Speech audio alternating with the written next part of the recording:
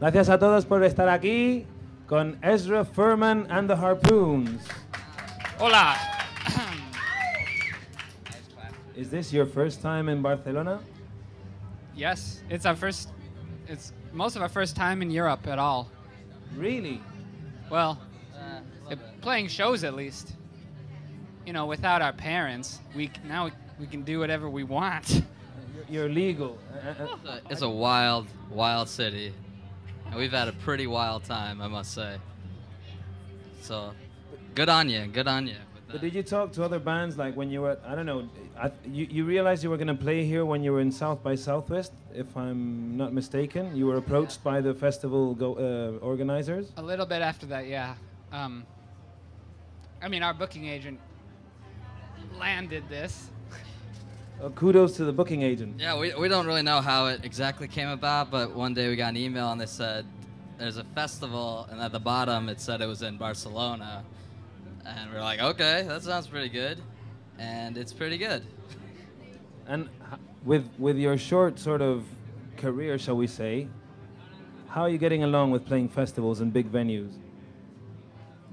It's a we're still kind of getting used to it. We're doing some festivals this summer, but yeah, we haven't had too much experience on big stages with a lot of people outside, so I'll let you know in a few months how it's going. But I imagine it must be quite nerve-wracking, those sort of 10 minutes before walking on stage.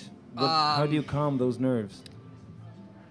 Well, now I'm getting kind of nervous. I wasn't really thinking about it earlier.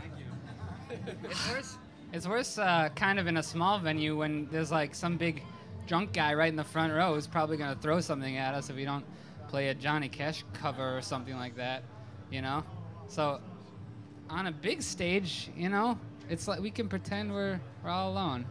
But I like it better when there's when we're closer up, and well, we're gonna have to get used to it, you know, to a big stage. Do you have like tricks like fireworks or like an inflatable ball like the one Wayne Coyne gets in and from the Flaming Lips? And what we have is firework-like charm.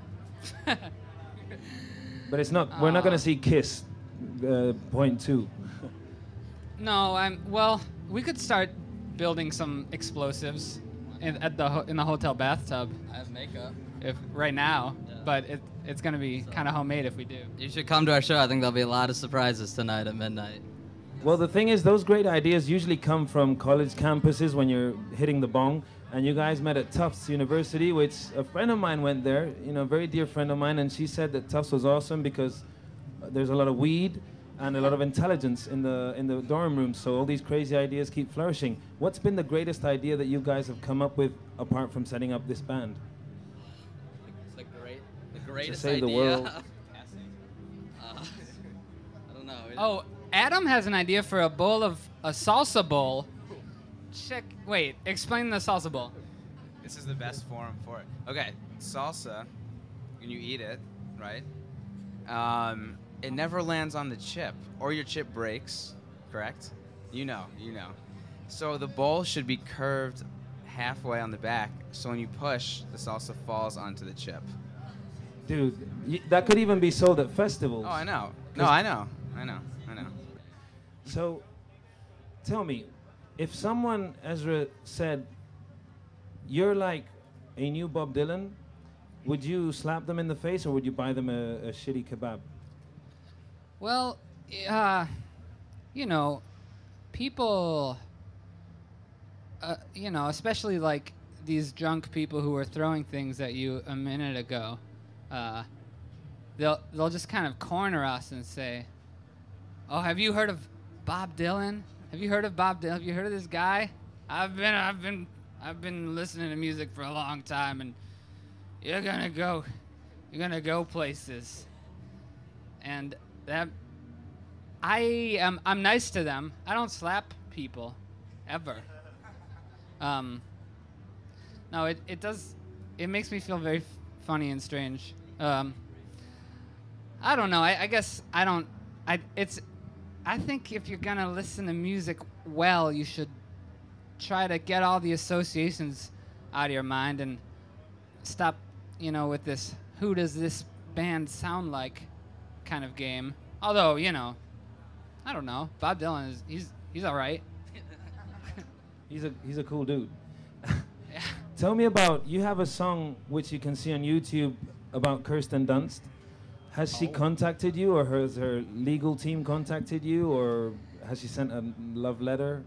No. No, not one. It's early days. And I mean, I've sent so many. She hasn't responded once. Have you checked like the comments? Because maybe she's using an alias. Like, oh. I don't know what to think. Has she snubbed me? I mean, Kirsten Dunst and there's a long history, and I won't go into. Oh, please do. But no, I think it's all over now. The Spider-Man trilogy has ended. They're making more. What? Yeah, they're making more. What? They're making more. They're making more. I might contact her publicist. But I think of myself as Spider-Man. Well, I mean, it's you're not far off. I mean, you do have the Peter Parker kind of traits, except for the Tobey Maguire pecs. Pre-mutation Peter Parker. You need to get. I know. I cultivate that. Do you play with insects? Did you used to play with insects when you were kids, like worms in the backyard, and eat them and fry them? I'm hopefully playing with insects every day, and nothing's happened yet. Thank you very much, Ezra Furman and the Harpoons. Big round of applause. Don't miss their show.